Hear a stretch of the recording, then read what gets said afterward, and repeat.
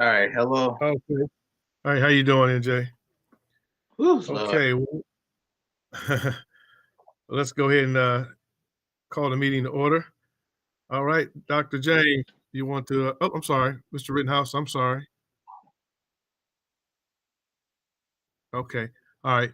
Welcome everyone, and to this evening to our legal policy meeting today. We're going to go ahead and get started. We will start with since Ryan Pendleton, our treasurer, is not here tonight, who's normally our secretary. Dr. James will be sitting in for him, and we will let him go ahead and start the meeting. Yes, I've already taken attendance, so we can move on to the first item, which is approval of the October 5th meeting summary, which would be fine, but it's not in board doc. So we may have to approve that at our next legal and policy meeting. Yes, we can do that. That's no problem. We'll get that from Mr. Pendleton and Mrs. Perkins, so we can do that. Yes. Okay. Next item. It's a revised policy 5611 regarding due process rights. It's presented for an additional second reading. Staff did make a few changes in the language regarding appeals of suspensions and expulsions, as we discussed at the last meeting, and that is in board docs. Okay. So this will be considered our second reading of due process, which means we will have our third reading at our board meeting. Is there any questions or comments or concerns anyone has in reference to due process before we want to do this? I think in summary of our last discussion regarding this, there's a couple of items where there was some questions about whether it should be the Department of Student Services or the superintendent in terms of notices of suspensions and appeals. For the most part, those have been changed to the Department of Student Services or the board's designee. Okay, perfect. Okay. Any other changes or anything else we need to know for updates? I think that covers most of the changes in that policy. Okay. So we'll move on to our next policy, which is the naming policy. And where do we stand on that? Am I looking at the right thing? You're still muted. You're muted, Dr. James. Sorry. The next item is there's a release of an update from Neola. Okay, I see it. Okay, special update. Special update, right. And there's a link to it in that in the agenda. And they'll be reviewed and edited by the finance department before they're presented for first reading at a future meeting. Okay, so there's really nothing that we need to do and no action we need to take tonight. We just wait for them to get the information. Okay. Correct.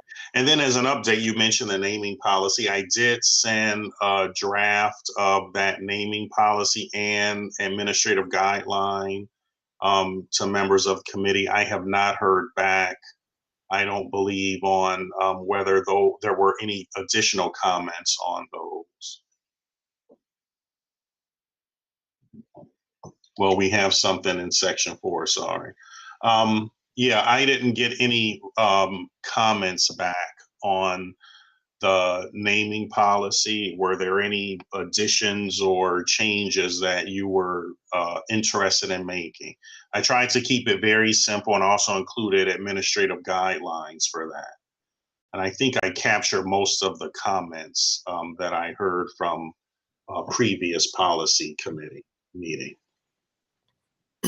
Yes, I did see that, and I thought most of it was covered. I don't know if anyone else had a chance to look at that and have any comments on it.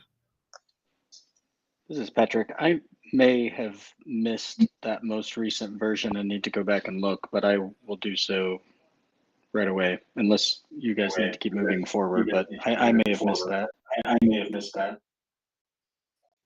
Okay, yeah. So the same here. So what I think you're talking about I thought this was something. It was something different. The commemorative facilities or something like that It's that the you same said. thing. Yes. Okay. It seemed very different than what we had submitted, so I wasn't sure that that was the same thing. I'm sorry. Um, I actually thought we were just going to talk about that today. So, uh, basically, if you look at what you did there, you're basically saying that you want to streamline the policy, and then I saw in the administrative guidelines that you added the pieces that we had in Yeah. the naming policy originally. So Yes. okay. I mean, I think I'm fine with that. I think you had a deadline. I think December. So you have time to look at the future policy committee meeting. Yeah, we still have a little time in reference to that. So if board members or anyone else wants to look at it, to have any comments, we still have time to do that. So feel free to make those comments or send your request in so we can look at it. Yeah. And the other thing is, if we're changing it to facility commemoration, or I can't remember the exact way you put it, Dr. James, but if we're changing it, then maybe we should change it in the agenda as well. Yeah, that's the proper name according to Neola for that particular policy. Thank you. Mhm.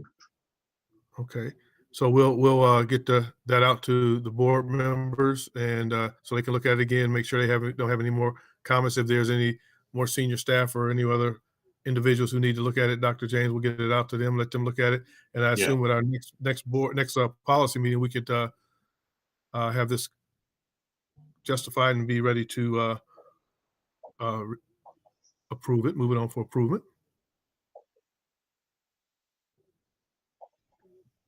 Okay. So I guess next would be the our proposed racial equity policy, and we have some feedback from staff. We can go ahead and discuss that, Mr. James or Dr. James. Yes. So on the first item under 4.02, these are comments from student services. The one thing in terms of any changes regarding discipline, we need to make sure they're in line with our current contract language with the Akron Education Association. There's a section in the contract that covers suspension and expulsion and how we handle that. So these are just some of the things that Mr. Rambler from that department wanted to point out, but we also need to make sure they don't run afoul of our contract with our teachers, our agreement. Okay. Is there anything you want to add, Mr. Rambler, to this in reference to this? I'm sorry. No, I would just a couple little things. And I think Dr. James pointed out really well. I tried to provide some input in areas of some work that the district has already done to try to look at the racial equity and a more broad equity as well for student discipline, and how we keep trying to more proactively, preventively, and positively impact student discipline. So we tried to align some of that work that we have done and some of the work that I think we still want to do. And I did try to consider the contractual language too, as Dr. James pointed out. But I think that as we look at that, if that's something we want to keep moving towards within this policy, I do think there would need to be some conversation with AEA leadership to make sure that we get their involvement in it as well. Okay. Anyone else have any questions in reference to feedback student services? Okay. Thanks, Dan. I appreciate that. It was good when Josh was here last meeting when he talked about this policy to have you guys look at it, because that was something we talked about, having you guys maybe look at that and give your feedback, because it would affect you guys when it comes to discipline and suspension and expulsions from student services. So we appreciate that. Anyone else have any comments for Dan? Questions? Okay, if not, uh-oh, there's a lot of echoing. Can you guys? Yeah, I'm sorry. Can you hear me? Okay. All right. So we'll move on to proposed racial equity policy feedback from senior staff.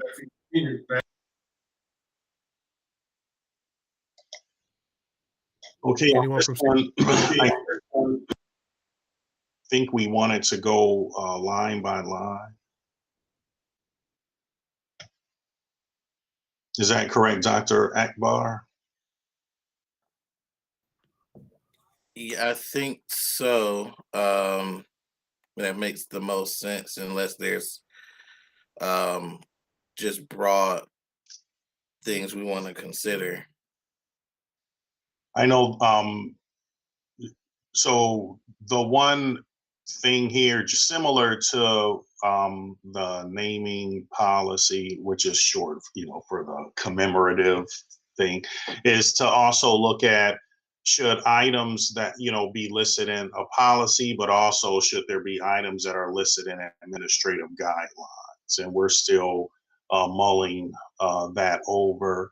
The other just overarching feedback, which are in the document, if you click on review, at least what's listed in the in board docs, and if you open it in Word, you can look at the comments. But it was consistency is needed in the language. So where we say racial equity policy, or are we going to say racial and ethnic policy, or racial ethnic disability orientation?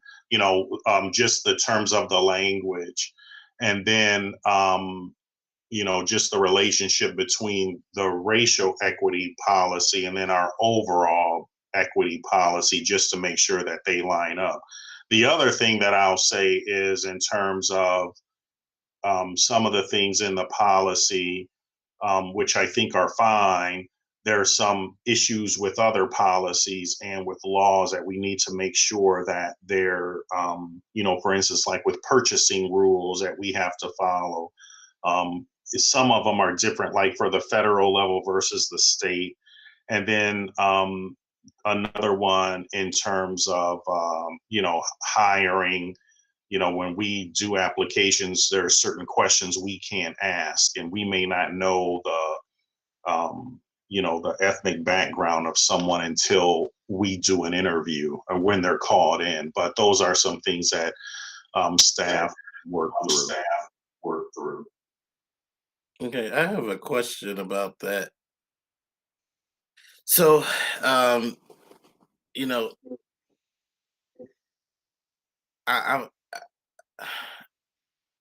so when a person applies, basically saying that there's a law against, not being able to disclose your race when you apply for a job, unless there's one that just governs public schools. I don't know how that is a law per se. So most entities, even public entities, ask you when you apply, but there's supplemental questions that are not really attached to your application, so that you can get an idea of what the pool looks like, so that you can ensure that it's diversified, as well as can see what your hiring trends are. Um, so if other entities, public entities, can do that, I'm trying to figure out what's the law that prevents public schools from doing that. Well, the two people here who can answer that are Anthony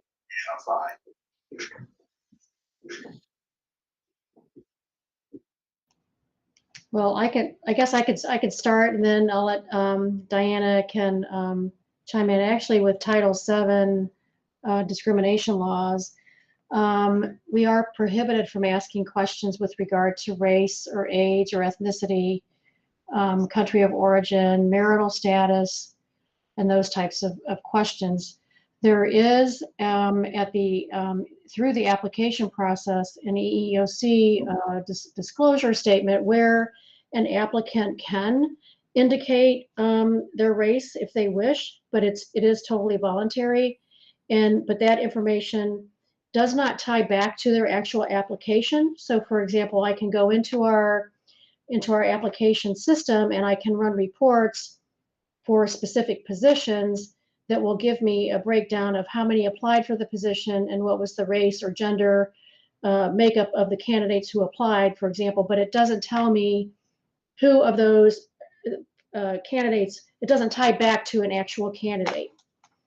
And so that's why we don't know when someone applies for a position what their race is. And I'm not aware of any circumstance where that, possibly it has changed, and we could certainly look into that, but I'm not aware that that has changed. But if Diana could maybe speak to that a little bit too, I'd appreciate that. Yeah, no, thanks, Kathy. And I think Kathy summed it up. And I think the issue is that it can't be mandated, right? It would be optional. And so then you would have a situation where there's people who are disclosing that aren't, and we really would have no way of knowing. And like Kathy said, the under Title VII, we can't make decisions based on age, sex, race, things like that. And so by having someone, forcing them to disclose at the application process and tying it to their application could raise issues under that particular statute. Yeah, I think what you're saying is exactly what the policy is asking, is just to track the trend. So you have a position, like a teaching position at one school, and you see what's the racial breakdown of those who have applied. Then you see who has actually been hired. With the information that you get so far, you should be able to do that. That's what the policy is saying. It's not saying track it back to applicant A, back to position. No one wants that. Right. Okay. And so I think that's why that's why I was wondering if, like what Kathy said, she already has that information, wondering why that is difficult. I know when we talked before about getting the trend data for when we did the resolution of our hiring practices, I was told that we don't have that level of information. So that's why there seems to be a disconnect. Yeah, maybe we don't have, like we were just saying, we don't have that information with respect to each candidate, but I can go in and pull out with respect to different positions. Now, but also keep in mind when someone applies for example, an elementary teaching position, they're applying for an elementary teacher position. It could be at any of our number of elementary buildings. So they're not, in most cases, not applying to a specific building. We could pull out maybe, for example, for a particular, if a building is an interview only building, for example, Bookdale High School or Miller South, Akron Early College, and I can tie back to that. But in many cases, teachers are applying for many different positions also on one application. So, I mean, we could pull some of that information out. So they may apply for an elementary position, but they may apply for something over at Miller South as well, or at the I Promise School, for example. And so it would be pulling them out by various job postings. So not foolproof, but we can get at some of that data.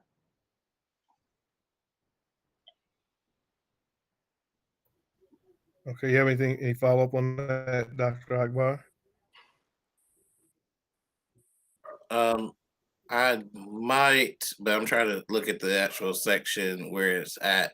I know Patrick said he had a question. So. Yes, I was going to say, if when we move up, go ahead to Patrick, you go ahead with your question, Mr. Bravo, and then we'll come back to Dr. Akbar.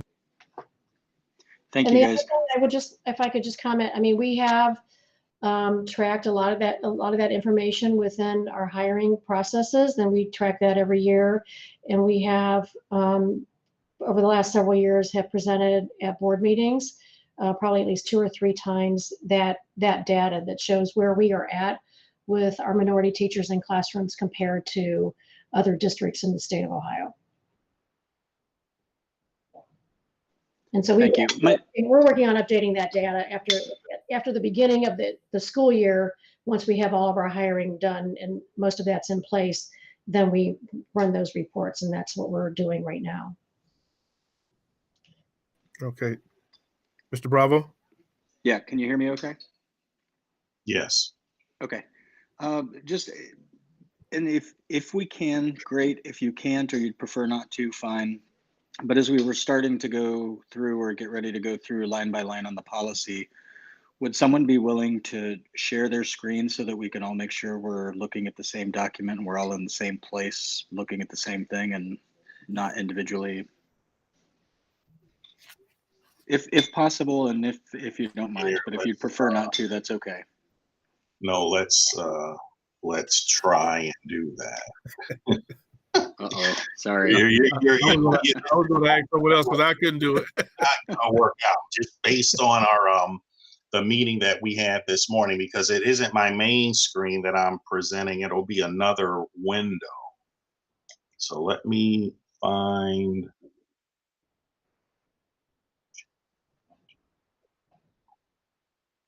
And see, I don't know if I can do that with this, because it's actually in another, it's in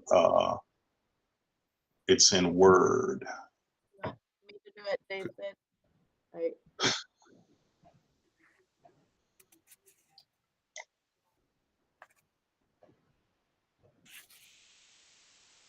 And it's not giving me, from my end, it's not giving me that option. Is that something maybe Howard could do on his end?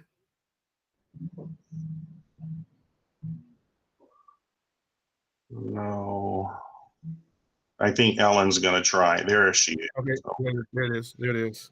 Thank you. Sorry about that. Ah.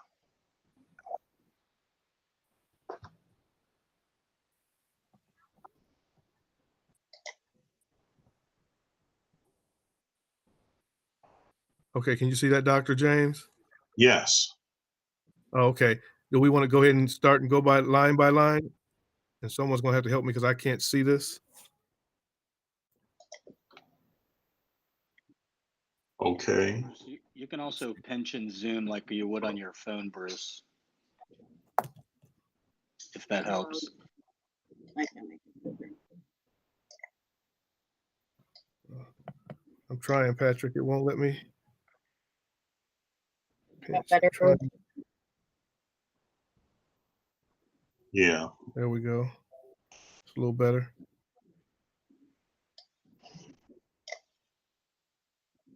Okay, so we're going to start line by line, Dr. James? I think so. Okay. it seems strange. Dr. James, I'm noticing that the strikeouts aren't coming out when I open Right. it. I might just have to, I have them on the version that I'm looking at. And in the, so like in the first paragraph, well, it's highlighted there, and I can, well, you just, so if you When I highlight click it, on you're the comment, right, right. So that first it's comment was one of the, in Word Word documents. that Okay. first one was just kind of an overarching comment that I mentioned before about, you know, should some of this be in administrative guidelines versus the policy, but I just say, let's just go through. The only item that I had a comment on was the language fluency, and I think we got that taken care of. I think it was marked as resolved by Mary Perkins.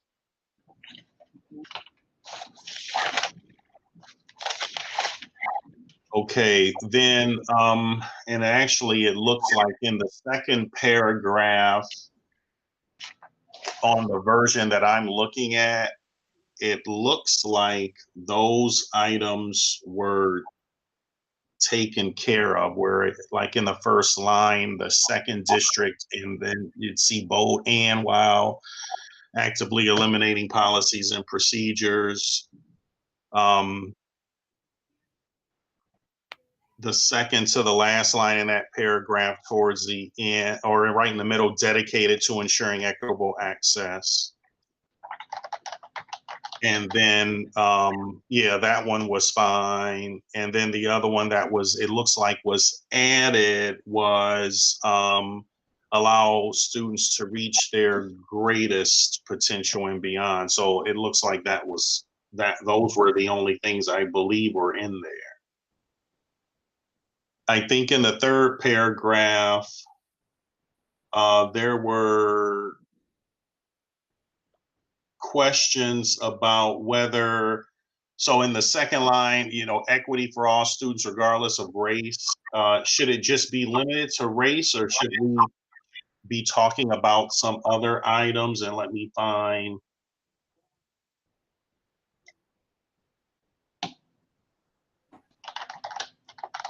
some of those comments. I think it was equity for all. So should it be should it be regardless of race and ethnic diversity, or do we want it? Do you just want to leave it? You know, like should it be race and ethnicity? I think Carla wrote she likes race and ethnicity. It's more inclusive, particularly of our foreign-born students. Okay, I see that, and that does make sense. So we include, because we want to make sure it includes, we're talking about racial equity, so we want to make sure we have race, and I think that would include that. Any other comments on that? The first paragraph also has the last segment of that first paragraph. And that's why we listed it as one of the overarching to kind of figure out, is this going to be is it just, even the name, is this just racial equity, racial and ethnic? And then in the first paragraph, it talks about all of the other, right, their ethnicity, sex. So I think that there's comments that are going to be throughout that sort of hit that same theme, that maybe we should, is this all the different classifications in that first paragraph, or is it just race and ethnicity? You'll see some other comments as we go through them once we've made that decision.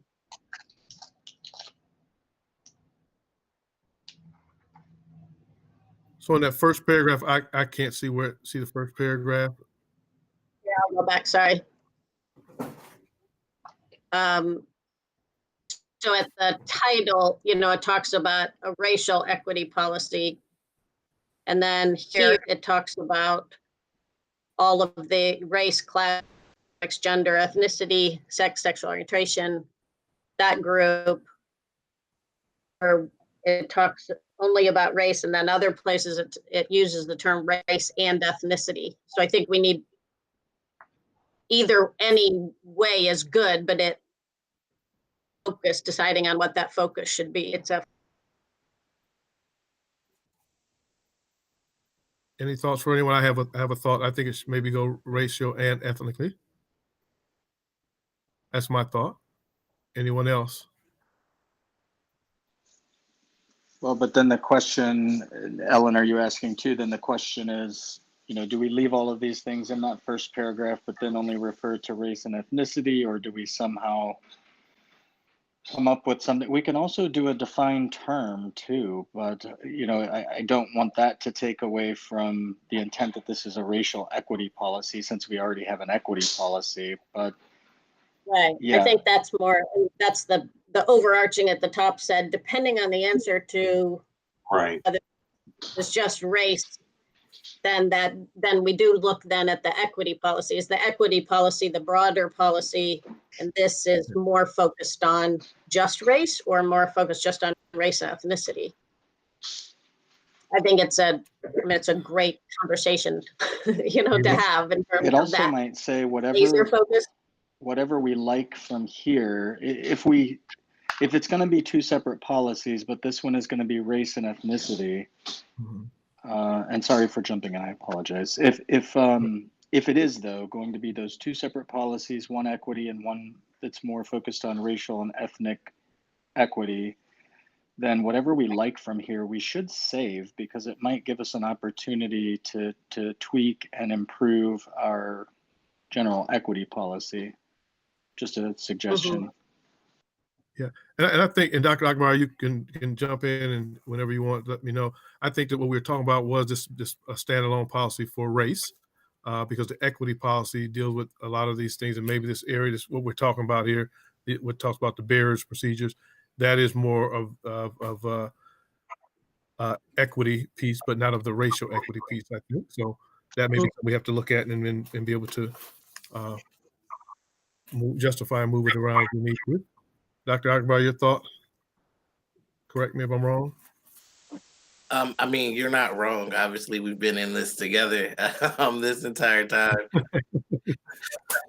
But I do in some ways agree with what the logic that Patrick was going on initially, which was that first paragraph was really just acknowledging that we understand that there's barriers that exist broadly, and then honing in on race from there. So we can, I'm okay if we looked at race and ethnicity.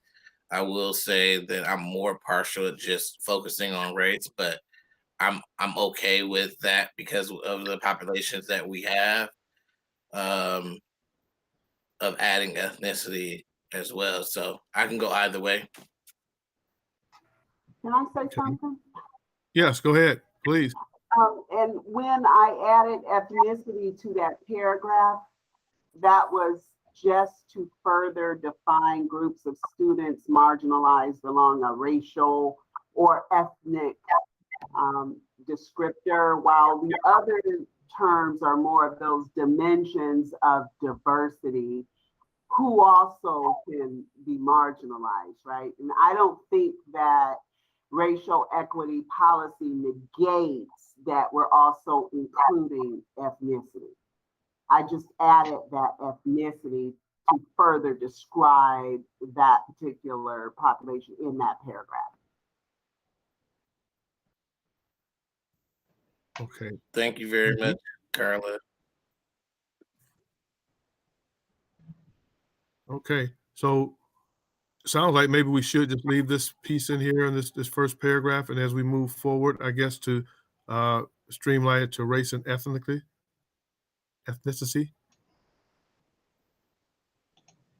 Is that what I'm hearing? Sounds good. Okay. We can capture that. Ms. Chapman could find all the areas where we say race and add the ethnicity, if that's okay.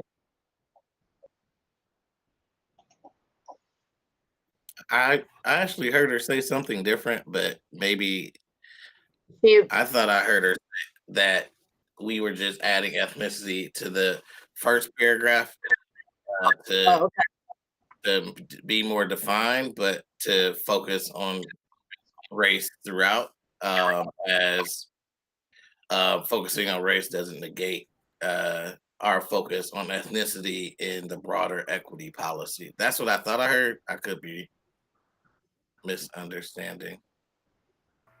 That's correct. Okay, got it. Okay. All right, let's move on. Let's see here. Okay. Can't see this.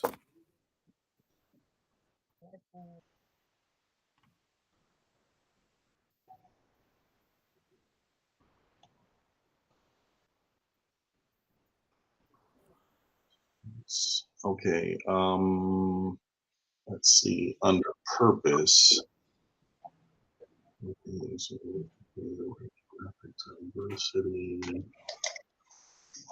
Wanted to look at the comments that I'm seeing. Can you click on that box, Ellen? It may have. Yeah, thank you.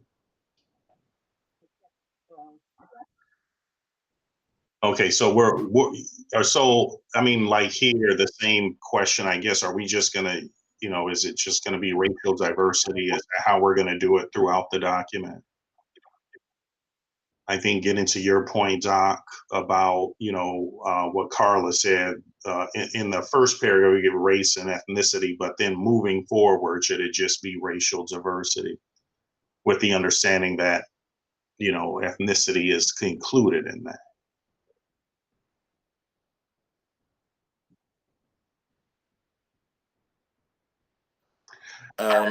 I agree. Ethnicity is not necessarily included in race, so I don't think that that's what Carla was saying either. They're two distinct things. One deals with, cultural differences, and one deals with, race around a construct that we've created in society. So, there are different things. I think what we're saying is that maybe starting at purpose, even though this is where her comment is, maybe at purpose is where we just start to focus on race. Got it. Unless Carla wants to share anything different. No, I think that's it. We just, so a lot of folks think race ties to culture, but it doesn't, right? It's what you said, it's the social construct. It's what we check on the census application. But the ethnicity gets into how we honor and respect culture. And so, I like both of them together in the paragraph. I'm not tied to the title, I guess, is what I'm trying to say. Okay. All right. In the second paragraph under purpose, even I didn't understand the last because we have it crossed out. So, but nothing was replaced. So the gaps between the highest and lowest performing students. So we would have to replace lowest performing students with something or leave it in there. I can't, it looks like it might have just been a formatting error because there's no comment with it from senior staff. I think it just accidentally, when some other strike throughs were coming out, I think it just was missed or something. I'm not sure. Got it. The next section, eliminate systemic disparities. Is that supposed to be systemic or systematic? I think it should be systemic. It's systemic. So that needs to change. Right. In the title of the paragraph as well.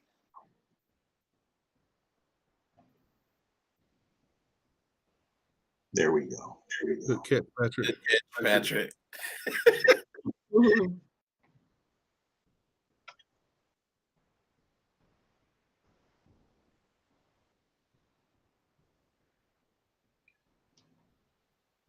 All right, so that first number one is fine.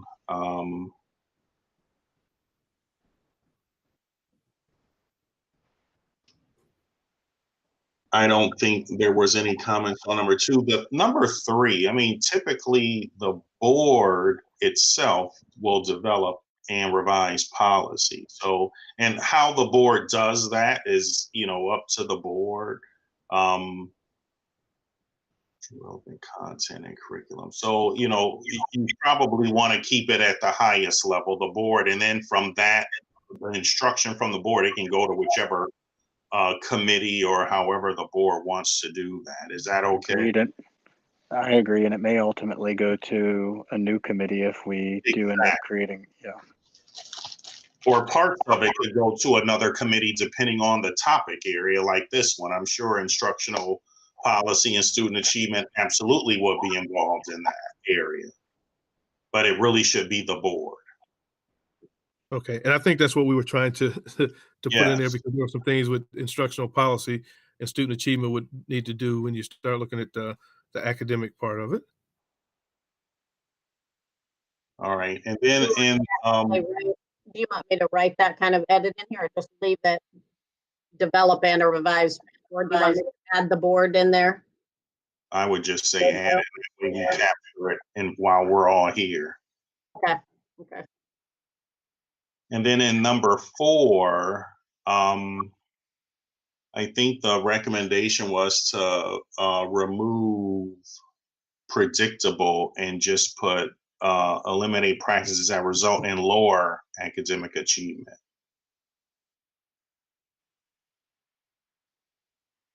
That's fine. And then one person said, should it be identify and eliminate practices? Which personally I like. It's, I like that too. I like that because you're identifying, and now you're going to try to eliminate it if it's something that you see that's predictable and playing into lowering achievement. Yeah. And it doesn't Right. necessarily suggest that there are, that we're in a very bad spot. But we do want to identify and eliminate where we find them. right. Right. Okay, moving on. There's another systematic. Yeah, it should be systemic.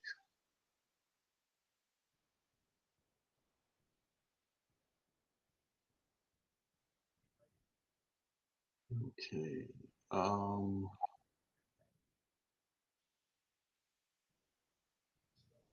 You want to click on the bullet. There we go. I think we already talked about that. So we can fix that. Collaborating. Yes, I don't think there was a change there. Was it number 5 that there were some?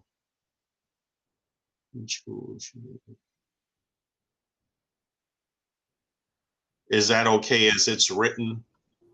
What if we just put offering culturally relevant courses? Because we have the ing at the beginning of each one, requiring, collaborating, ensuring. What if we say offering culturally relevant courses, etc.? I like that. Okay. Sounds good. I'm just trying to maintain that same structure throughout. That's all. Got it. Right. Yeah, we just want to keep the each building part.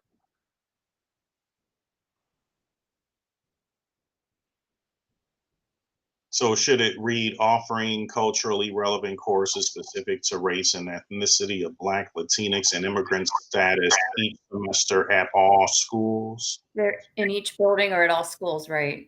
All Right. schools. Yeah, I would tuck that in at the end. Yeah, at all schools. I would prefer to meet the requirement of each semester. That sometimes the way that we even do block schedules and things like that, courses aren't always offered each semester. So if we could take that term out and just say in all schools, and then based on their unique schedules, because early college is very different than STEM schedule, and that how it works into the schedule can then be unique to each school. If that's okay, I'd recommend that. That makes sense. Can we, and instead of saying that, can we say each year at least, each academic year? So one of the reasons for having each semester is that there's been, in some schools where they offer them every 3 or 4 years instead of having it consistently. And so we want to make sure that it's more consistent. And these courses, just in terms of, and this is just the earlier discussion to make sure we're consistent. Are we good with the race and ethnicity of Black, Latinx, and immigrant status Are we okay with that? Or should it just be that race and ethnicity? If there's a purpose uniquely to say that, I think that's fine. I just wanted to make sure consistency wise. Yeah, so the only thing I'm gonna break away from my earlier statement is that since we're talking about culturally relevant courses, I think having all of those in there makes sense.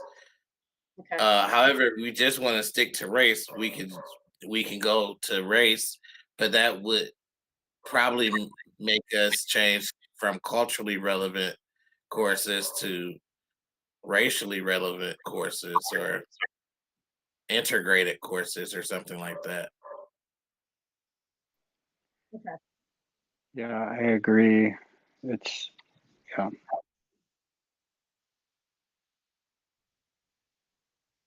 Yeah, I think it's fine the way it is. I just wanted to make sure that was the intent, just to be consistent. So I think we're good. May I ask, this is Deborah, is it possible that listing those are wonderful, but are we eliminating anything by not saying or adding to that statement, Black, Latinx, immigrant status, where we don't limit ourselves to that? Would somebody think that we're missing something that is relevant to them? You know, sometimes you write a sentence where it says not limited to, will include, but not limited to, or something like that. I just don't want anybody to think that they're not part of this.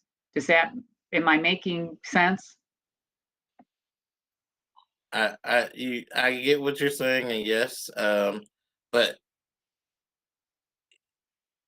I'm okay with having to include, but there by having a racial equity policy, you are intentionally ensuring that certain groups are included who have traditionally been excluded. So, in that, some people may feel as though that they're being excluded, but when in actuality they're not. So, I could go either way. I'm okay with including, not limited to. It's fine, but I'm Yeah. And there is Well, a danger. I was thinking more of a line of our competency for people that of American Indian heritage, because obviously that has been very important in this conversation. So that's why I was trying not to eliminate something that has been important there. Yeah, definitely. I mean, we can even go and include indigenous, because I think that's important as well. Mhm, I agree. I think that needs to be included. Yes. mhm. If I may too, for as long as we've had refugees, we certainly now have American-born, certainly a diversity of American-born races here that are in Akron public schools now too. And it would be a little ironic, I suppose, to have someone of another race feel excluded by a racial equity policy. So it is a good point, Deb. In that case, we Thank may you. want to say Asian and not immigrant. Mm-hmm. That's where I was thinking. So should we just include all those in there, so we don't miss anybody or make anyone feel slighted? So because we don't want to, and we shouldn't. So may I ask, is number 5 for high school or for kindergarten, first, second, for an elementary school building? Or only for a high school building? Are you thinking that there would be a separate course that's offered? That's a great point, because I was thinking, I just assumed high school, but it doesn't actually say that. So that's a really good point, Karen. Yeah, that's a good catch on course, because my brain didn't even read course. I was thinking culturally relevant instruction, and That's that would be more encompassing, right, of any grade level or content area. Right, I didn't especially even because think it says all schools.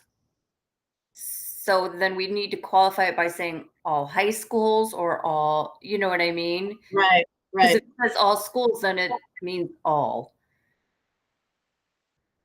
Yeah, But- that is Or to instruction, either way. so. I don't want to lose sight of courses, but I think that the point is well taken, Karen. And it makes sense. But you can and have courses, culturally relevant courses in middle school. So I think where it becomes a little more constricted is the elementary level. And so perhaps we say something along the lines of um, instruction in all schools, and then in parentheses courses in high schools, or something like that. What Or if just we say make it culturally relevant instruction and or courses? I was going to say culturally relevant courses / instruction, which would then cover the gamut, you know. Yeah, because I think S could include elementary. We don't know down the road it might include elementary because it could be a certain specific elementary school that is going to who have some instruction or maybe some courses that are culturally relevant to those students. So I think it can be elementary, middle, and high school. I mean, when you look at this and we read it, you think more of, but then you think of some middle school. But this could include elementary as well.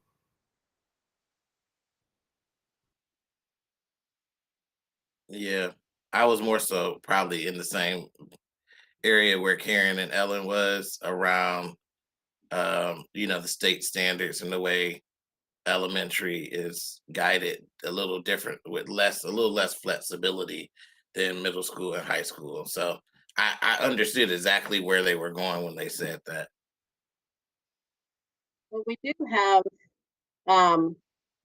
in other, we talk about collaborating as teachers and administrators to have responsive instruction practices. We're addressing instruction pretty heavily up in 1 through 3.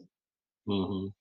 That maybe this is just unique for secondary schools in terms of course offerings. For number 5, since we've already addressed instruction, we don't have separate courses in elementary. We're teaching reading across, so that's where you would embed that culturally relevant instruction in everything you're doing there, which I think is addressed in these first areas. So it could go either way. I think what Ms. McKittrick is saying, that by adding the courses / instruction, you kind of give the flexibility of both. Like at elementary, it'll be embedded in that instruction because we don't stop and do a course like we think of secondary. And then the courses would be at that middle school, high school level. I agree. So I'm comfortable either way. Karen, do you feel like one is better than the other? No, I'm fine with the way that it is, but I appreciate what Dr. Akbar was saying. So this wouldn't allow a school to just offer it once every 4 years and say they have offered, so. Right. I have a comment back on number 4. Is practices the verb, or is it providing practices that lead? We don't have a verb such as requiring, collaborating, etc. to start out number 4. Does that make sense? Right. You're sounding like an English teacher, Mrs. Folk, instead of Yeah, it makes instead of the business affairs person. Very good. Yeah, she's just showing you that she's the jack of all trades. That's right. That's right. What Dr. James always says is we've baptized them into the academic world. They can never leave. Right. NJ, can you walk me through what you're saying in number 4? where we just put providing? Yeah, I was struggling with the word providing too. So number Is it- 4, Is it eliminating or providing? Right. Yeah, Yeah. because it I does think say we want that to too. eliminate though, right? Yeah, you're right. You're right. You're right. You're right. You're right. Over and Yeah. under representation. Yeah. Yeah. Sorry for the wrong verb, Yeah. guys. Well, Yeah, there you go. good job, Val. Yeah, I was about to say something about it too. Thanks, Val, because I'm like, I don't think that makes sense. Yeah, it's about the reduction of those practices here.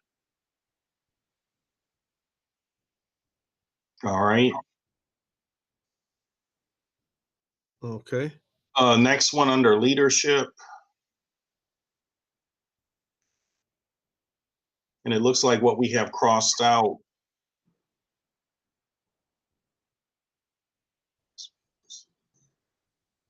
looks like it might need to be replaced with some. So She already did, I think.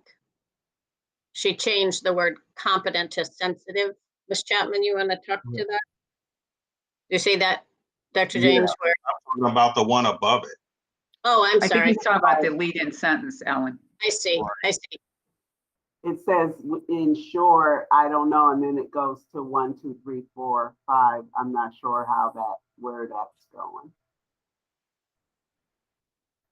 Because these here actually, to me, it should, look like they're more regarding what the board's expectation is for administrative guidelines, administrative practices.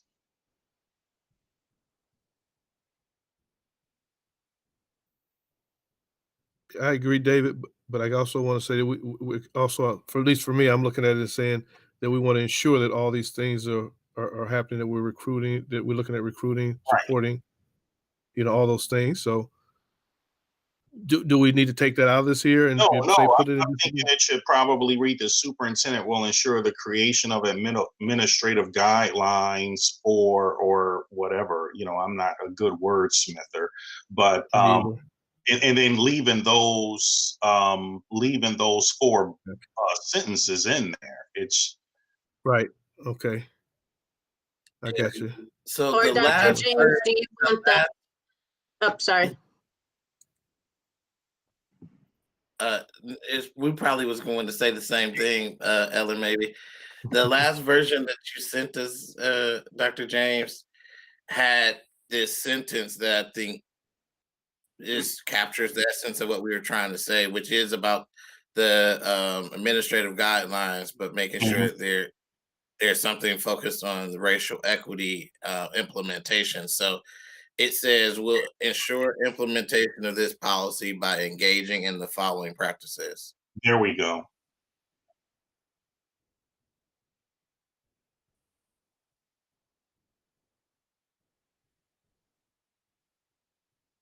Did I get that right, Dr. Akbar?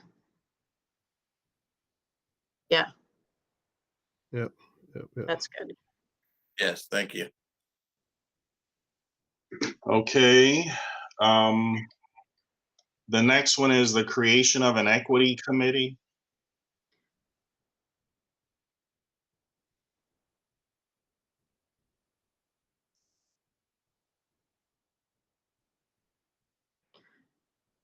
Yeah, I think the question here that we had was what type of committee this is going to be, whether this is and I think Ms. Chapman also had someplace down here, you had a similar question, or maybe it was in here, it is this a community district committee? Is this a new board committee? Because the way that it's written, it looks like a new board committee, which would probably get into your bylaws then if this is, which I'm not sure we could put it in here that there will be another committee because you'll have to follow whatever your bylaws are or the process that you use to create, if it's a board committee, if it's the 4th one, Or is this a committee that's more that working committee where there's board representation, but there's also community members, the superintendent, staff? Is it that committee? So we just weren't sure where this was going. So my comment in here is, if I can go back and find the study, and I know I sent it to Ms. Chapman and we talked about it at this, but this was probably 6 to 8 months ago. There was a study on looking at, it wasn't unique to districts, but it was those highest levers in terms of getting senior level staff to act on equity work. What is that? And the findings of the study was that whatever that committee is, whatever we call that committee, was the most important strategy to have that accountability put in place. But it specifically said to have the CEO share it to give the signal to all of the staff who are there, whoever's represented in the staff, that this is of the highest level importance. So it could be the board members and the superintendent if it's one of those working committees. If it's a board level committee, that this would be the 4th level committee, that's different. And then the superintendent would probably have a working committee anyway to do the work, the day-to-day kind of nuts and bolts work. So it could either be 2 separate things, or if it's envisioning one thing, then I think it wouldn't be a board level committee. Yeah, and if it is a board level committee, do we have to clarify who has who's able to vote and who's not, so that it would say it's a non-voting member? Because if it's a committee or a committee or subcommittee of the board, that carries a little different legal connotation than. Right. And Mr. Pendleton, was talking about that is covered under your the bylaws or the practices document that you have. It's in one of those versus a board policy saying that you'll have another committee. So I think you all would just have to work out how depending on the type of committee you want to have, how that gets captured, probably within your own board level practice documents. Okay.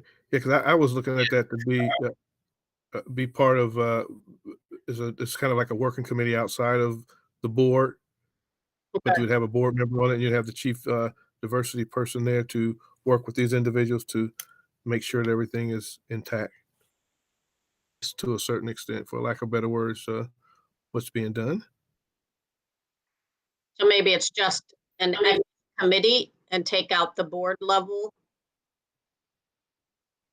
Yeah, Dr. Akbar helped me on that one too, because I thought we were looking at a working committee. And there's 2 ways of looking at it. So if it's a board equity committee, then just like our other committees, various people actually report the information that committee requests from the administration. So on finance, we have the CFO reports on finance.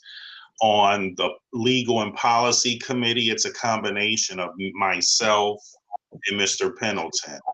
On the instructional policy, it'll be Dr. McWilliams-Woods. So I think what Ellen was talking about, because I remember her talking to me about that report across the district, just in terms of making sure that the policy lives and is supported. It has to have high level, administrative support. And the actual article said it's important for the CEO of the organization to have their equity committee, because remember, we have all, like we're doing employee resource groups. They have to get all of their, a lot of that's ground up, but there still has to be executive level leadership on that, which really isn't a board issue, because those are all the people who report to the superintendent. And so we just have to decide, at what where do we want, who's going to come to the board equity committee and report? And I think that's one where it could be the chief diversity or equity and inclusion officer and or the superintendent. But the thing where all the staff report to and we try to get these practices, throughout the district is an administrative committee, which I think of the superintendent. And that's something that Carl and I have been talking about. Yeah, I agree with everything that David just said. And I think that what we were trying to do here is to elevate the importance of equity within our district by making it a board level committee. Now, maybe it does, after looking at what you wrote and what you just said, maybe it makes more sense for it to be a board member and the superintendent and as the members of that committee to show joint commitment. That might make sense. Or you could have two board members. The one thing that I was thinking about when we were talking through this was thinking about the number of board members we have and the number of committees we have. Mm-hmm. And two people would have to serve on two committees, which probably isn't a big problem because there were people who served on their own committees for years. So maybe not, but that was the thinking. So I think we could change that to superintendent if we want to, but I think it's imperative that we keep it as a board level committee.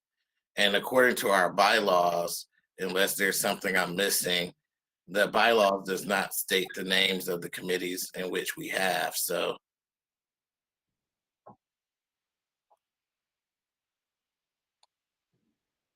yeah, I like the idea of having it elevated to the board level and having, if that's a fourth committee then that looks at that, or maybe through evolution it gets combined with another committee somehow if it gets too difficult to have four. But that enables then two board members. It would be Ms. Chapman would be the key liaison for that committee. And then the superintendent, he goes to all the finance committees. He would probably want to go to this one all the time anyway. He moves around to all of the committees at some time through the year anyway. So it meets that same requirement, I think. And then no matter what, we're going to have a working committee to be able to present the information to the board. Right. So I think that works great.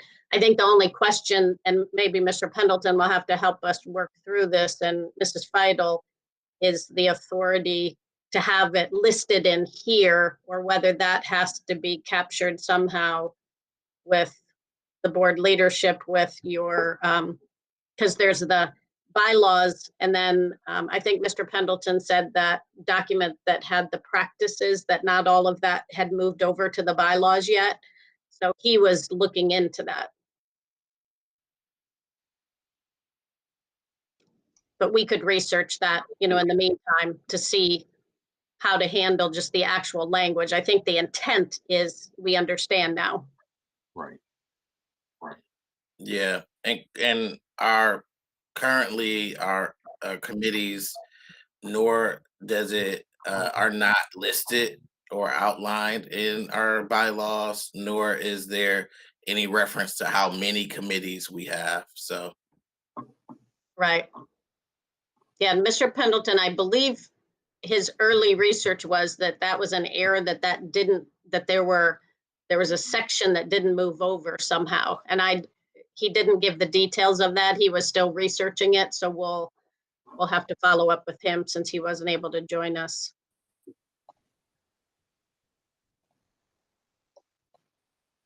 Yeah, and just chiming in on that, I mean, if the bylaws will have to be reviewed to see if they need to be amended, they may not need to be amended. And then regardless, I believe even if the committees aren't named, I believe there's still a process for the board to add additional committees. I think they call them like ad hoc committees, and for the board or the board president to staff them and choose members who will be on them and so on and so forth. So we would just need to smooth that out to make sure everything fits together. Right. Yeah, but this wouldn't be an ad hoc committee, so this would be a standing committee that would not be governed by the ad hoc committee section of the bylaws. And I did review the bylaws, and it does not prohibit us from having a policy. And it actually makes it stronger that you have it in this policy so that no time down the line can someone change it without actually intentionally changing this policy. Sure. All right. Can we move to family engagement? Well, before we do that, then do we need to change how often the committee will meet? Because the standing committees meet at least monthly. That's a good point. Yeah, that can actually be taken out. That was added. Yeah, because if they're going to follow the procedures of the standing committees, and it really, those are up to the people, the board members who are on the committee, because they have they call the meetings and they can schedule those. Agreed, because that could also limit how many times they could meet. So good catch. Okay, family engagement. I see there was a recommendation to strike out for and with it just should be developed and implement equitable practices in collaboration. Yeah, makes sense. Okay. And then in number 2, there were some strikeouts as well, like just saying all stakeholders.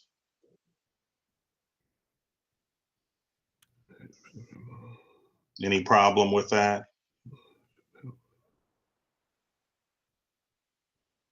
No, I don't see a problem with it. Okay. And I didn't really.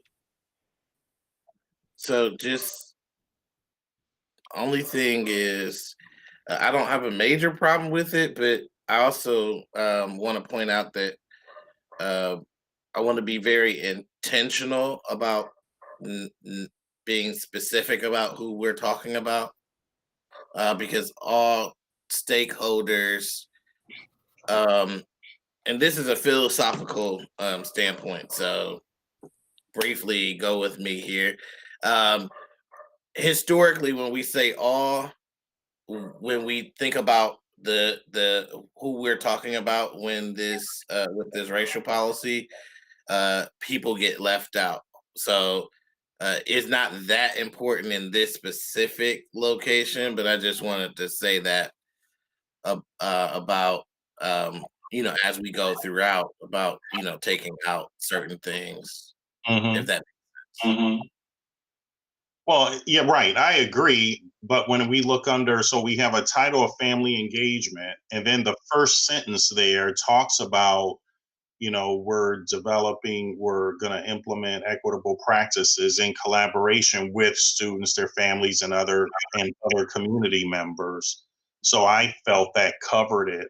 And, but I don't have a problem if you want to leave at number 2, leave the strikeout. Take the strikeout away.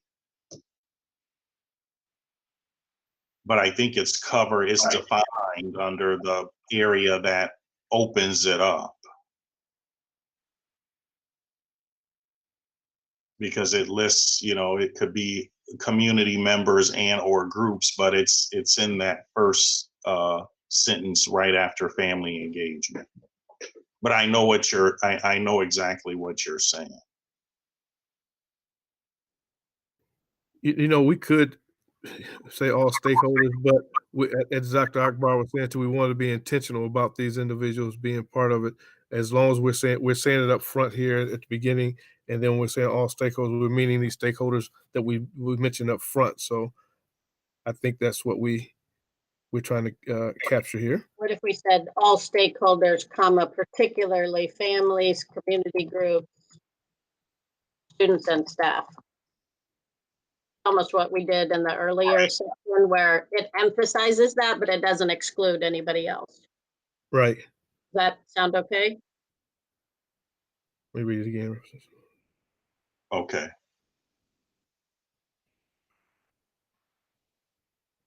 So it's just, Okay. Got Okay. Yep. Yeah. All right. Moving on to recruitment, screening, hiring, and retention.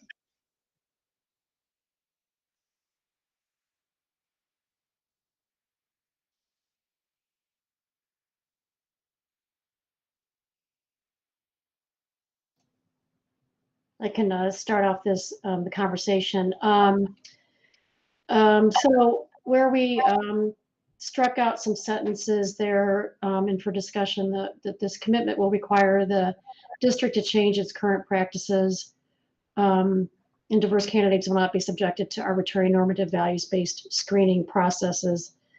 These processes do not value diversity nor diverse cultures and perspectives. And so, right, I think if we could think of something that would be more of what we will do than what this is kind of talking about, I think I believe a current practice. I'm not sure. But if we could just say something that, and actually in the first sentence, I think covers what that sentence is trying to get at, that we will employ equitable processes to recruit, hire, and retain employees.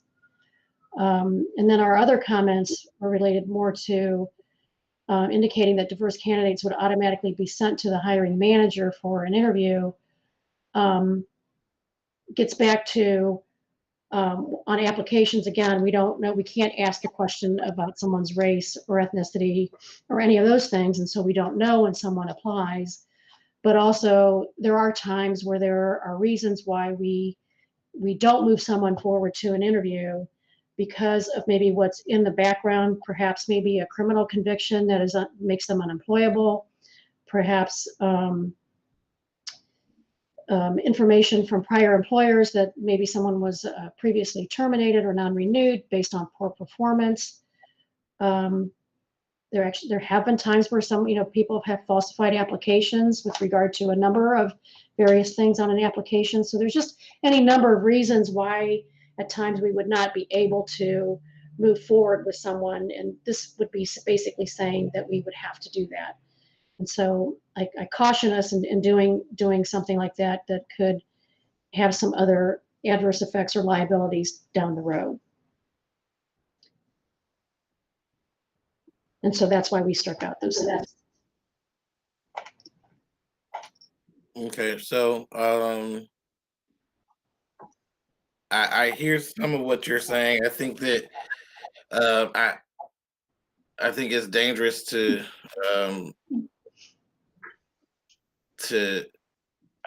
talk about diverse candidates and begin down a path of criminality. I think that's a little dangerous.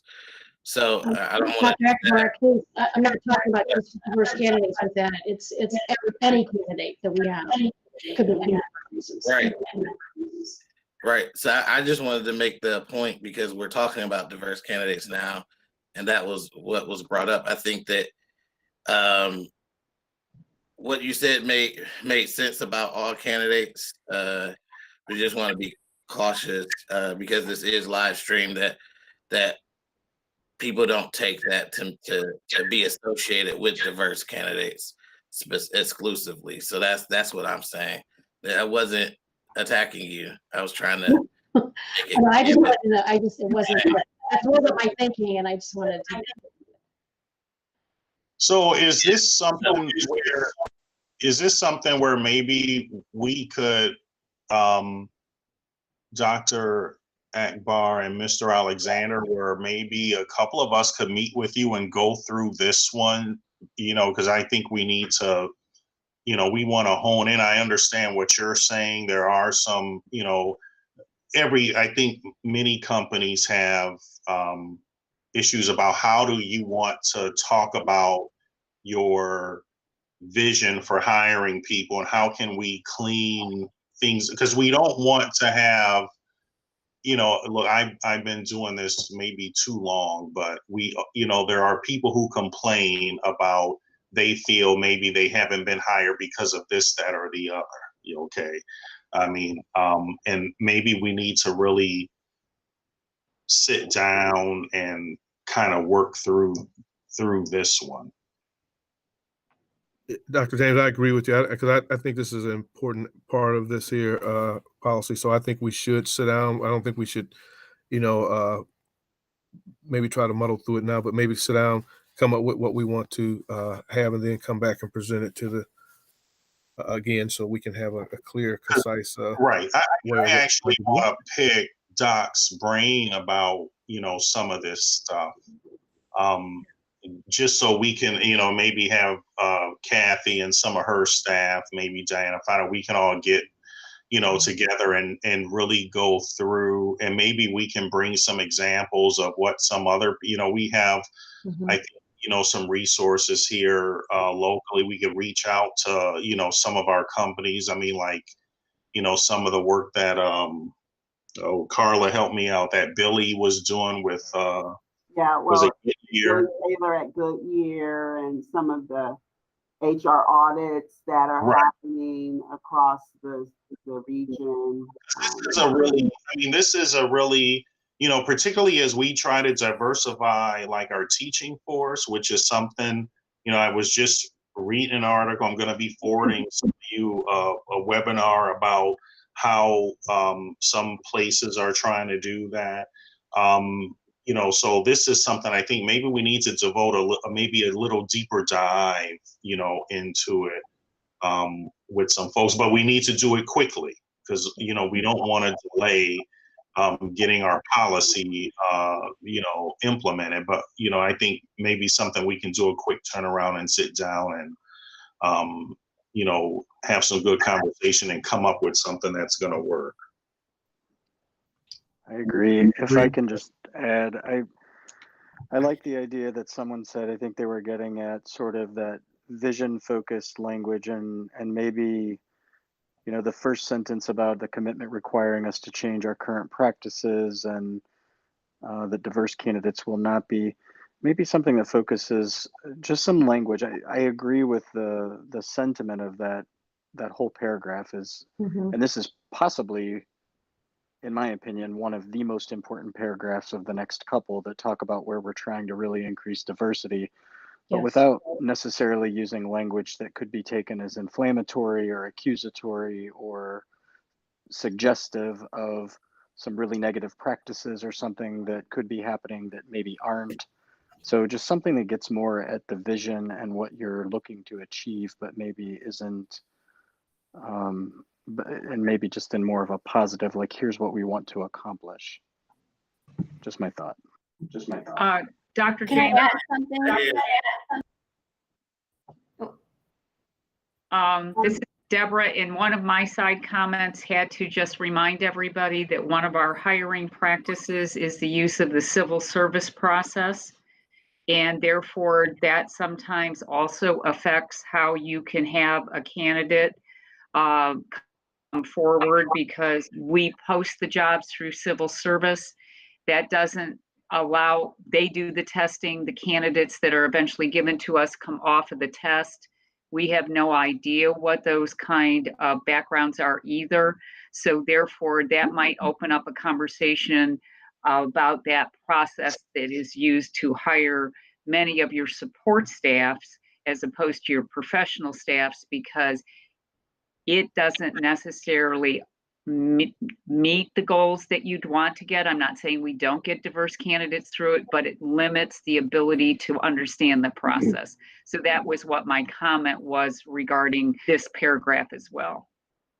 Well, and just, to add on to that, just as an FYI, the city of Akron in the election on Tuesday, they're changing some of their rules with regard to their hiring practices. And I have already talked to the person in my office that deals with them to contact them to find out how that might help us out with bringing in a wider pool of candidates to interview for positions. So We're already actually on top of that from the Tuesday's election.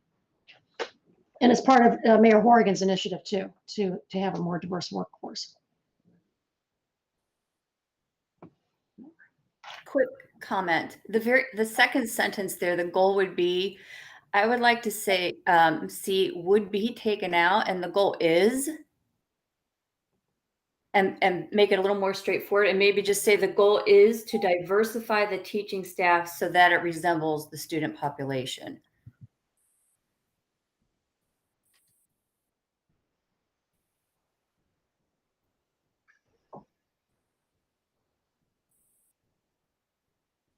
What happened to mine? Yeah, I think that's perfect. Yeah. Did I get that right? I Goal can't, is to diversify the teaching staff or teaching force so that it resembles the student population.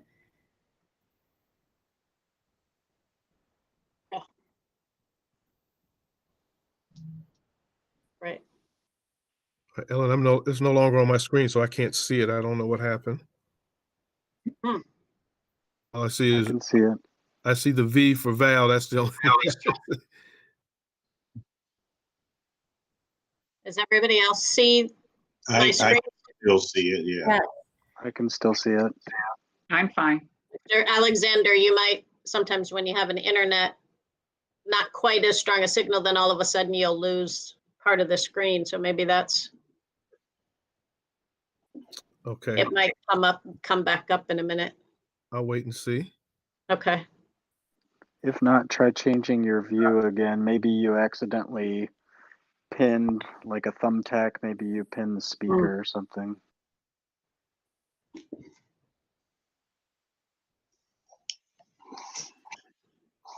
So I do want to. So may I ask, Oh, does teaching force mean teachers exclusively?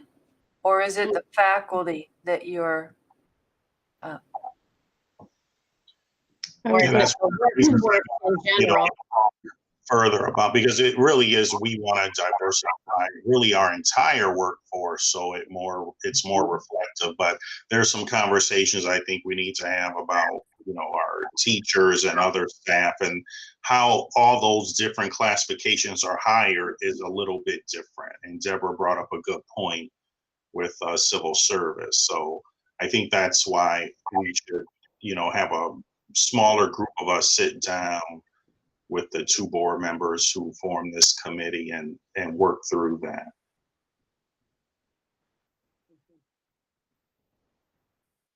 yeah, that makes sense to me. The priority is those, who are the front line individuals, which will be the teachers and the ed assistants and intervention specialists who are also teachers. I'm sorry, but that category of individual. I will say though, and we can talk about this in our meeting, but in order to have real equity, you have to focus on what won't happen as well. So you can't just you say what will happen, but you also have to Right. say what won't happen. Right. So I just want to make that clear, because I know that I don't want to, and I'm not sounding negative, so don't take it this way, but in the work that we do, we're shifting cultures, we're shifting behaviors. And in order to do that, you have to be able to call out what shouldn't happen, because you can always say all people will receive equitable employment opportunities, which has always been the case, but we see that does not happen Right. in the practices in which we put in place. So I just wanted to point that out, so no one thinks that by pointing out the things that won't happen is a negative, or making it sound as though we're doing bad things. Some of these things aren't things that we're doing, it's just things that we shouldn't do. Right. Got it. Right. Yeah. All right, so I'll have my office reach out. We'll get something set up quickly. Then can we move on to supplier diversity? Yes, go ahead. All right, so this one, I know there are some other policies that I know Deborah referenced here, and I think I'll turn it over to her because she went through this one since it covers purchasing, which reports to her. All right, so there's a couple of different things. One of the goals that you put in your supplier diversity is that you wanted to achieve a 50% of all vendors to meet the state of Ohio minority. So when you get into the purchasing, we need to go back to 6320, which are your purchasing policies. And then 6325 is the actual purchasing using federal grant money. Make sure that when we finish this up, that we refer to those policies as part of this policy, and this policy gets referred to them. So as an example, 6325 already has in it a reference to minority women-owned businesses, etc. So we went out as the finance group and started to put a reference in there. And then we went into 6320 to start and put this in here. But I also wanted you to realize, and there's further comments down, that currently we have over 12,000 vendors here in the district. So I ran the numbers that at 15%, that comes out to 1,900 that your goal would be we would get to. Well, I also went out to the Ohio current minority business amount. There's only listed 1,300 minority businesses in the state of Ohio. So one of my other comments was, because we deal with businesses that are also national businesses, many of these minority seals are at the national level. So we should not restrict ourselves to the state of Ohio MBE seal, because there's other seals. So I'll give you a recent example. The board approved the use of a minority company who did the application of the sanitation and disinfection process. They are a minority-owned business, but the seal comes out of Texas, but they still meet the qualifications. So I didn't want us to restrict ourselves in that possibility that we couldn't meet it because we put a standard in. I just want you to have a reflection on this at this time. So some of this may be to the other comment that Dr. Ellen McWilliams-Woods put. It is the goal that we do our diversity, but some of this may be an administrative guidelines as opposed to just being part of the policy. Guidelines would change easily depending on what's available. So these were some of the reviews that we did. We also started to look at some other procurements or other financial policies that Mr. Pendleton asked us to review on actual expenditures such as 6111, 6112, and 6114. And believe it or not, the board recently approved a revision to 6325, and Neola just gave us another update to 6325 this week.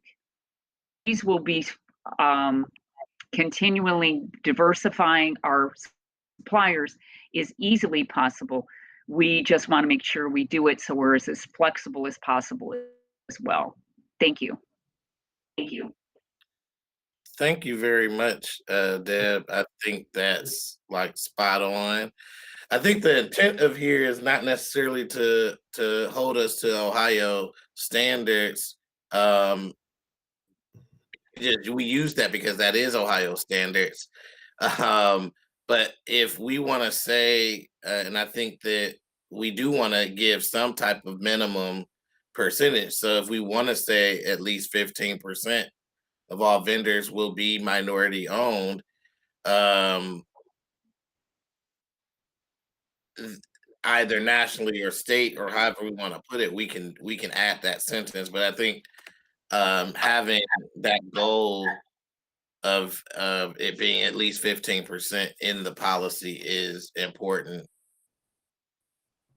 Yeah, that was the goal, to make sure that overall, whether it be national or locally, or whether it be statewide, that it would be 15% regardless of who they may be. Of course, we want to use most of our as we can local, but at the same time, you know, there are some, we don't want to limit ourselves to just those local or those in the state, but nationwide. So that 15% would be just a standard. And to help you with the data, actually in our Munis program, there is a field that we have started to activate. It just wasn't active before, that when we put a vendor in, if they have one of these minority seals, whether it's women-owned, minority business, etc., we will actually be able to add that to the field and start running the data. And I've already asked Mr.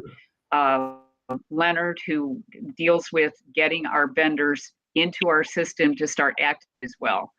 And we do already have in our purchasing RFPs that we put out very specific statements that are required either federally with grants such as child nutrition, because that's federal money that comes into the child department, and our SPED items, things like that, where our federal money is, that we encourage diverse vendors to bid. So therefore, we have had those statements a long time, and this will help make sure that we capture that information into our Munis system going forward. Great. Thank you.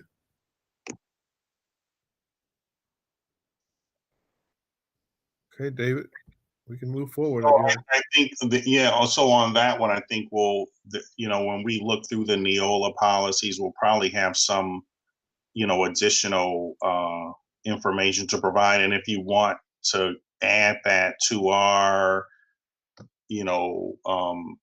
if you want to cover that in the individual meeting, we could probably make that happen as well.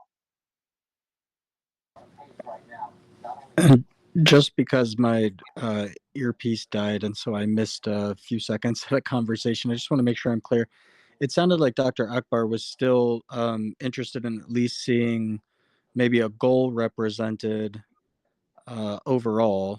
We may also want, just from the legal side too, because I ran into this recently with a project that I was working on the difference between being able to set a goal, but legally not necessarily, in Akron Public Schools was part of litigation previously about enforcing. So the difference between setting a goal but being able to enforce above what the state sets, which I think was about 5%, which we all know is sadly low. I just said it, and we're talking suppliers here, so this is a lot wider than just maybe a contractor. So I think these are easily met goals. But Dr. Akbar, were you also still advocating for at least setting a goal, even if it was? Yeah, we did talk about that. Okay. I'll just put that goal language in there that you're talking about. Goal and of sorry if that was 15%. what you guys were talking about when I cut out. If it was, I apologize. Thanks. Yeah, it was exactly what you were talking about. It figures. It figures. Okay. Then what about on finances and resource allocations? I know, we'll probably want to just make sure that Ryan touches base with Diana and Dr. Hall, because I know that came up earlier today about equity in finances and allocation of resources.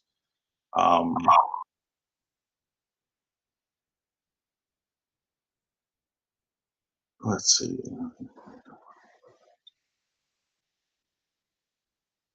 So I think that's another one that we can work through with that, with that group.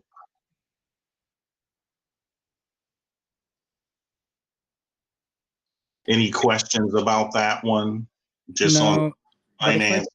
If I could, and I don't know where this comment fits, I just want to throw it out there because it's on my mind, as I, again, just recently worked on a project where we are actually pushing the envelope a little bit on not just enforcing minimum diversity requirements, but also incentivizing them. So there's one avenue to think about, as well as is the incentivization of meeting diversity requirements. But whatever goal you set, something else to keep in mind is there's seems to be a push recently, not just in MBE, but also in FBE, female business enterprises, veteran business enterprises, disability business enterprises. And so as you're setting goals, even though this is a racial equity policy, just keeping in mind that there are some other diversity requirements that are also sort of being pushed a little bit right now, and just however that factors into the conversation around what goals we set as a group for our racial equity policy.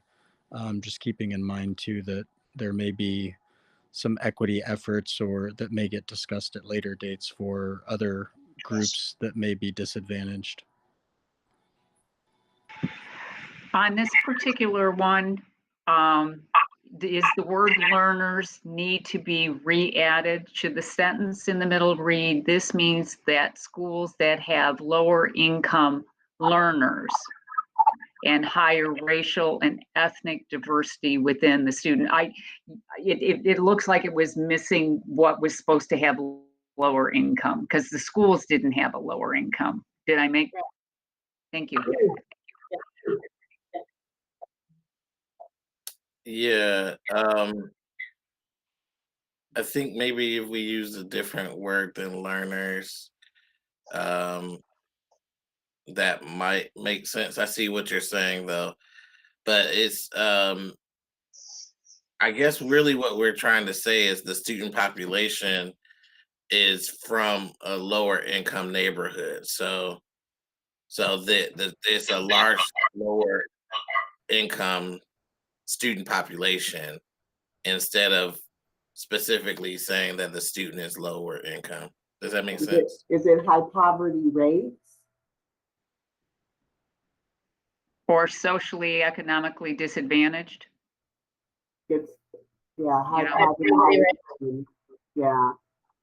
And higher racial and ethnic diversity. Yeah. Mm-hmm. So that all stays struck up like that.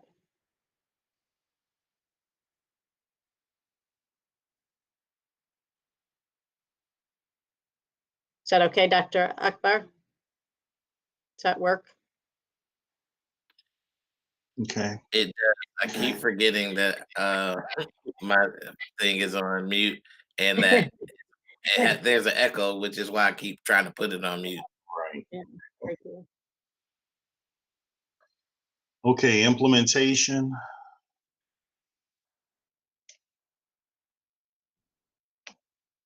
Okay, I will say this. Usually we don't put in a board policy like appointing an executive. That's something that I work out with you all as a board. Those could be part of my goals for the year, and I've already started looking at how that will fit into our organizational structure and how we can make some changes to get that accomplished.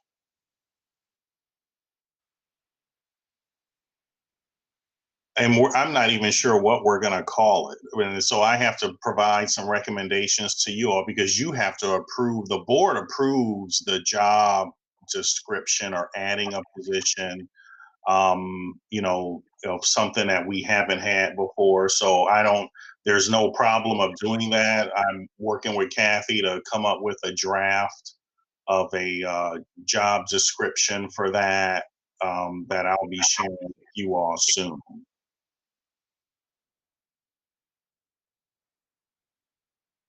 Yeah, I definitely appreciate that. The one difference, and the one reason why I think we want to make sure we keep it is, again, we're talking about intentionality and level of importance. And so having in the policy that there will be a district level person at that, higher district level position, I think is important. to elevate the importance of the position. I think we can probably take out the part about being co-chair of the equity policy.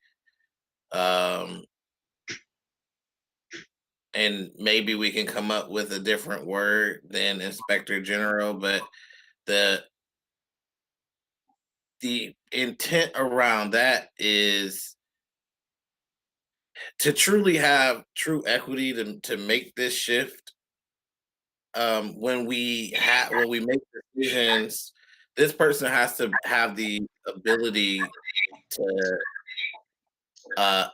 actually create change. Right. And so Right. a part of that, the reason why I chose Inspector General specifically was because it's something that we're pretty familiar with what an Inspector General is. It's an internal reviewer, someone who has the authority to basically tell different department heads and even the chief, in many cases where they're used, that this practice or this action is, not appropriate or not where we should be going. So that's the why. We could change the language, but that's the thought process behind it. Right. Would it be possible we're talking about a senior level administrator who is also an ombudsman? Right. Or Right. you Inspector however, General for me at the federal level, that's what I immediately think of as something different than someone who takes concerns and complaints about something that's going on in a particular department and facilitates some resolution. Inspector General, is more of an auditor than a right. in my mind. The whole first paragraph here is what would be placed, or some version of it. That's what goes in a job description. And that's where you get that authority, for that administrator. And that's something that happens between the superintendent and the board in terms of saying, this is the position that we want, and these are the duties that, that person. So you can still have however you want to title the position, but it's those items there are what we would put, similar to like any of my administrators, like Kathy McVeigh or Carla Chapman or Deb Folk, have very similar types of descriptions in their job description. That would be like the opening salvo of that, telling them what their role is, and those main duties. And those are things that you all approve anyway. Right. But and this is why we're looking at systemic change is, you're looking at broader beyond than the current board makeup or the current superintendent and administration. You're looking at 20 years from now, 10 years from now, setting up the structure that makes it less arbitrary, or makes it less of something that can be considered, watered down or what have you, or consolidated with another position. Is elevating the importance of it. And the last thing I'll say on this is, unfortunately, when you're dealing with equity, you kind of have to go against the grain of what has always been done and the way we've always done things. And I know I keep saying that, but that's kind of why I'm thinking, I understand that that's the way we typically do things with the administrative guidelines and job descriptions, but we have to be very clear, I think, in this policy, on some of these things. Maybe there's some things we can look at reducing, but some of these things, with the inspector general comment or what Patrick said, that's exactly what this position needs. It needs to be an auditor. It needs to audit the practices and policies in which we have, and be able to say that these practices or these policies do not align with our equity goals, and worked with the system to get them changed. I think that again, we can change that word to auditor, but that Yeah, I is like perfect. that. It perfectly explained what we were going for, Patrick, the way you saw that word. So as I propose how this policy gets implemented, it may actually be a completely additional position than just what the executive director is. That's the relationship that the superintendent who runs the district and the board needs to have, that two-way communication. So I understand the sentiments, but how it gets implemented, that may be that when I'm hearing like the auditor piece, yeah, the chief diversity officer would be responsible for that function, but that actual auditor may be maybe another position that reports to that, because I have to find, it's one thing to put the policy in place, but then when the board puts the policy in place, I have to implement it and provide the resources with your concurrence. And so it's not just about the diversity officer, it's about the whole system and structures that have to be in place so that we actually meet the goals outlined in the policy. And a big part of that, on every job description, the board, I have to bring those to you all for approval, basically, particularly when we're adding, a new position. So there is a lot of, control, with that, but that's, this is something we can, wordsmith the language about, auditor versus inspector general, with, again, I hate to make a small meeting a bigger one, but if those are some things we need to talk about, we can discuss them as well.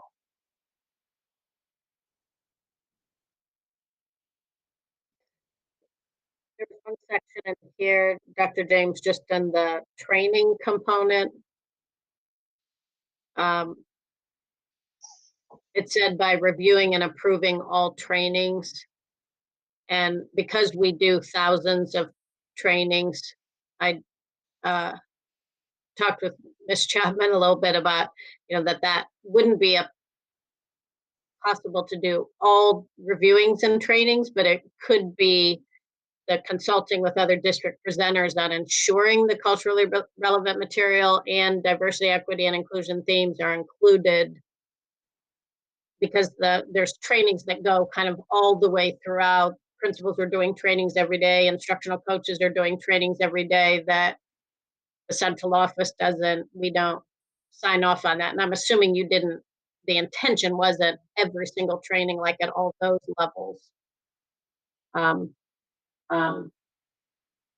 It's really the trainings from external vendors that we're using was really the main intent. But really, if you want to be 100% honest, which I typically am, at some point, the goal has to be that all trainings follow the same framework.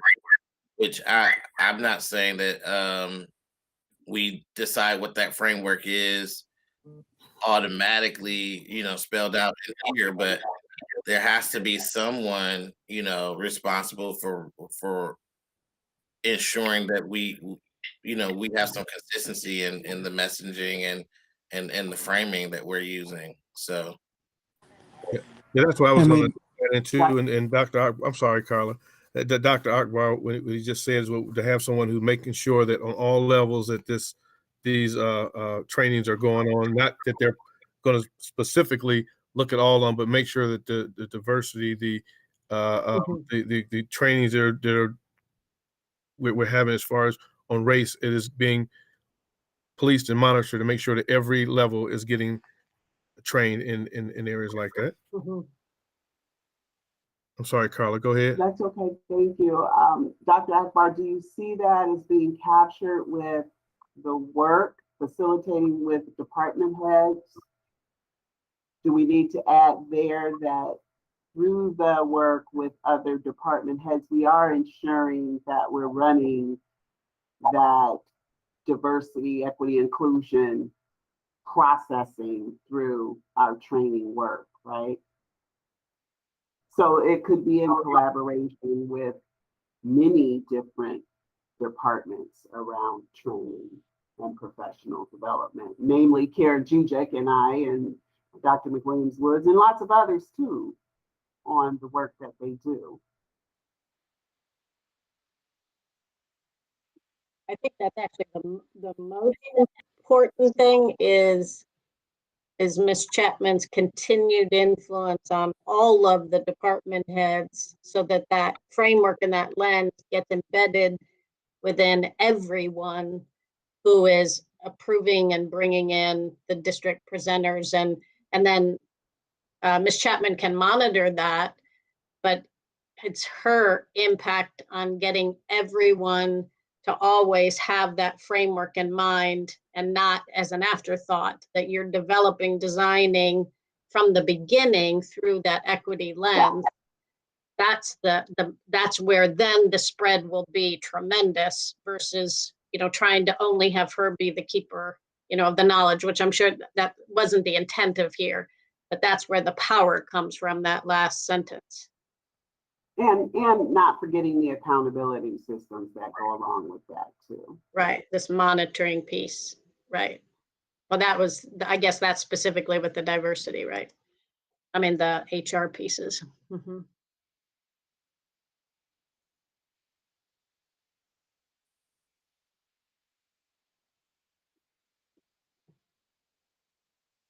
Yeah, I think that makes sense. I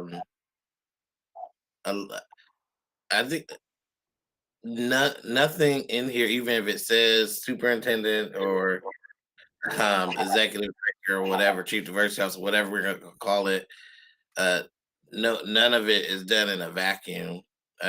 So yeah, that makes perfect sense.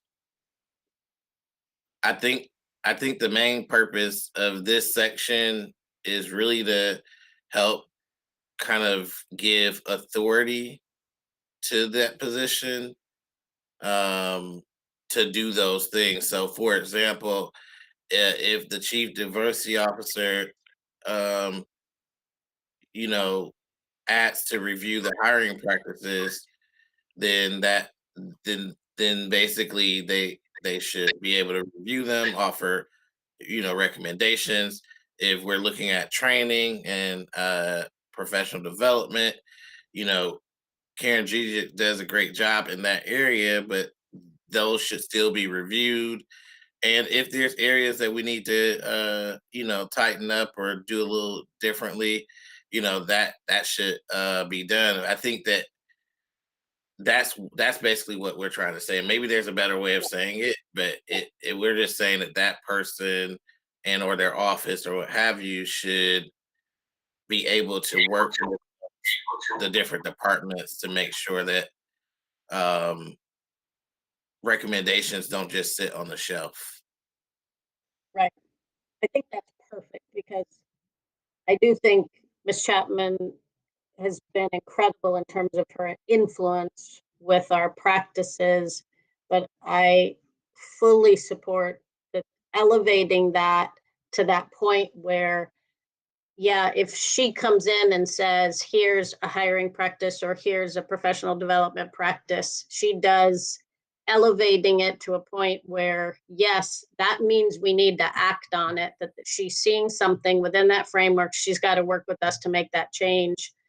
You know, she has done that now, but giving that authority, regardless of who's in what position, I think is really important.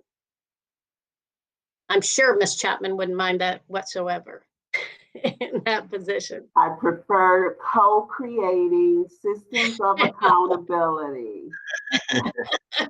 And I say, go tell them what to do. No, I'm just kidding. Yes. Yes. That's why it's so important, you know, just from an implementation point of view, like some of the things that have been put in here, you know, like the committee structure and working through and making sure executive level leadership, you know, are showing the way forward and making sure we're putting the appropriate systems and structures in place so it gets implemented all the way through, the organization, not just a few steps down, but it has to be a complete, vertical alignment and even some horizontal alignment with some of the other departments in the district. Which is why that next section is is important with the equity plan that next Which section? I'm sorry. you Oh, just here we go. I got it.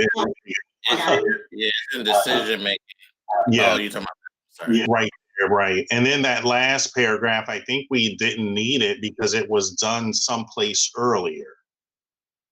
The formation of that committee Yes. we talked about earlier, right? And then district decision making.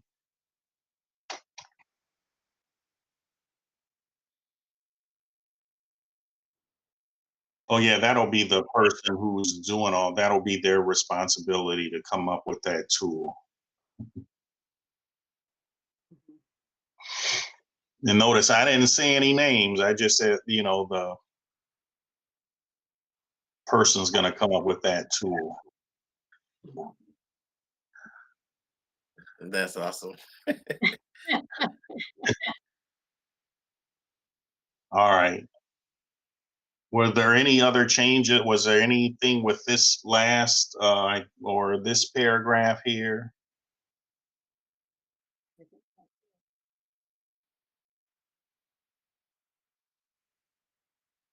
Not for me. I think the only thing we would need to do is meet on those 2 or 3 sections.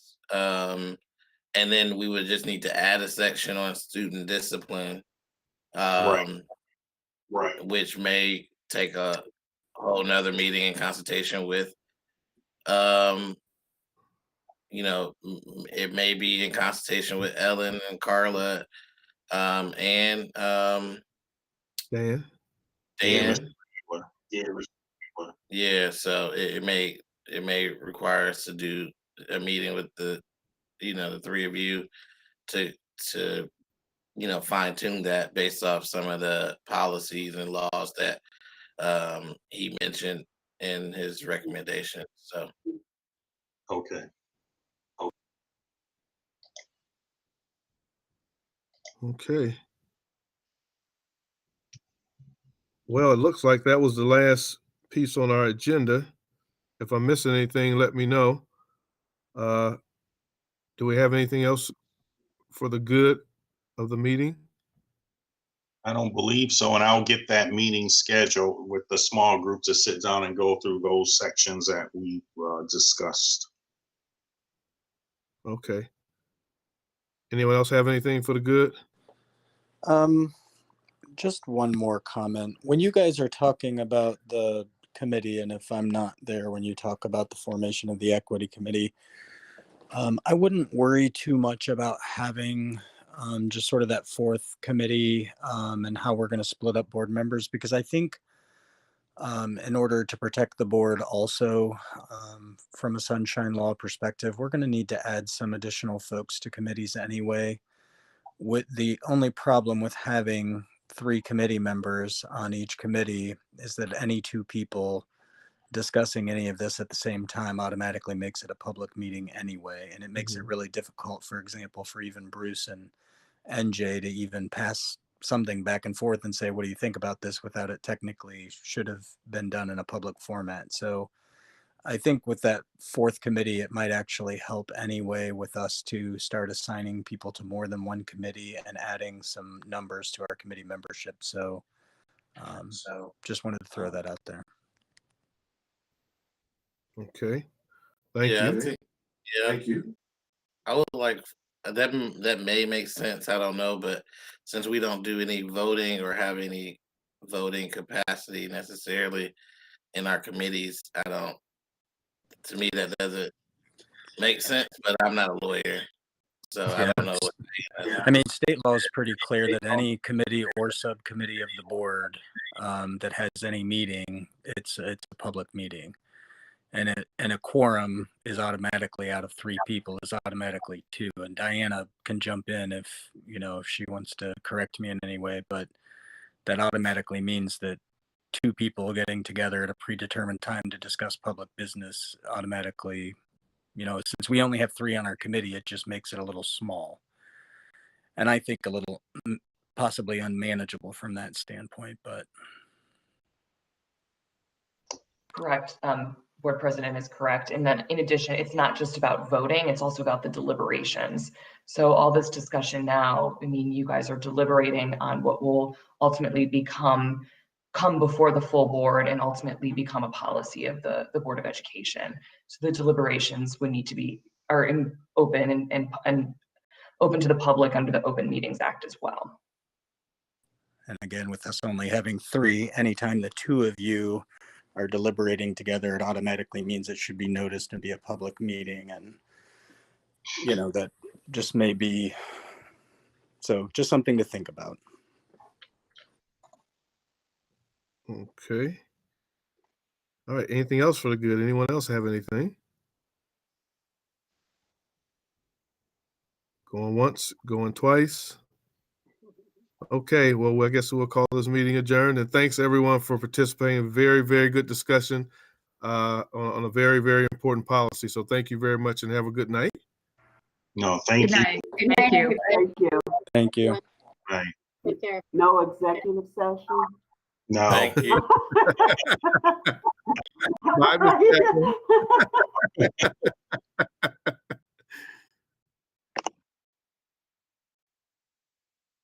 Hey, Diana, can you call me really quickly? Did you hear me?